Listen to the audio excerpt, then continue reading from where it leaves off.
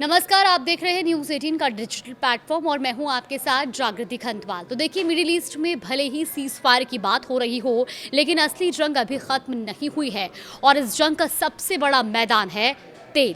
क्योंकि एक तरफ है डोनाल्ड ट्रंप का आक्रामक रुख और दूसरी तरफ है तेल पर टिकी ईरान की अर्थव्यवस्था, जो अब टूटने की कगार पर खड़ी दिखाई दे रही है।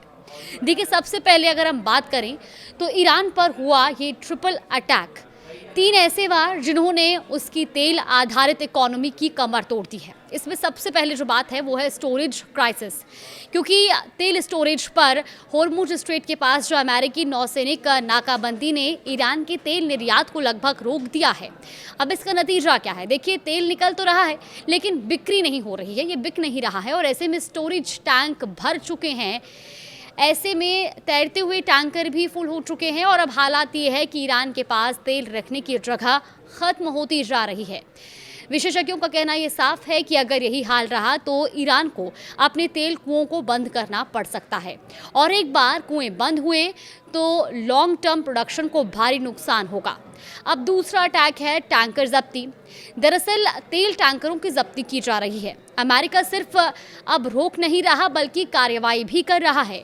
नाकाबंदी तोड़ने की कोशिश करने वाले कई ईरानी जहाज़ों को अमेरिकी सेना ने अपने कब्जे में ले लिया है, जिनमें लाखों बैरल कच्चा तेल भरा था। ईरान ने इसे समुद्री लूट कहा, लेकिन अमेरिका का जवाब साफ है कि अवैध तेल नेटवर्क पर कार्रवाई है और ये कार्रवाई जारी रहेगी। अब तीसरा अटैक है खत्म होता रिजर्व। दरअसल ये सबसे खतरनाक वार है, क्योंकि जो तेल रिजर्व है वो खत्म होता जा रहा है। रिपोर्ट्स के मुताबिक ईरान के पास अब सिर्फ 12 से 22 दिन का ही तेल स्टोरेज बचा है। मतलब साफ है, या तो प्रोडक्शन घटाओ या सिस्टम खुद ही कैश हो जाएगा।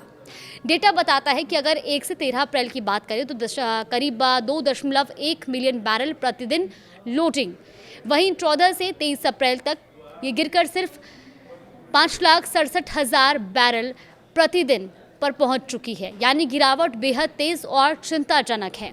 अब इसका संभावित असर क्या है? देखिए, अगर हालात ऐसे ही रहे तो मई के मध्य तक ईरान को रोजाना करीब 1.5 मिलियन बैरल तक उत्पादन घटाना पड़ सकता है और इसका मतलब होगा तेल आधारित अर्थव्यवस्था पर सीधा झटका। अमेरिकी चेतावनी ये है कि अमेरिका की ओर से ये साफ संदेश दिया जा चुका है। वित्त मंत्री स्कॉट बेसेंट ने ये चेतावनी दी कि ईरान का तेल उत्पादन जल्द ही पूरी तरह बंद हो सकता है। तो अब सबसे बड़ा सवाल यही है कि क्या ईरान इस ट्रिपल अटैक से उभर पाएगा या फिर तेल की ताकत पर खड़ी उसकी अर्थव्यवस्था अब ढहने वाली है? क्योंकि इस जंग में गोलियां कम चल रही हैं लेकिन असर सीधा अर्थव्यवस्था पर हो रहा है और जब तेल रुकता है तो देश भी रुक सा जाता है और इसीलिए अब ये काफ़ी चिंताजनक विषय भी बना हुआ है। फिलहाल इस पूरे घटनाक्रम पर आपका क्या कहना है? हमें कमेंट बॉक्स में ज़रूर अपनी राय दें।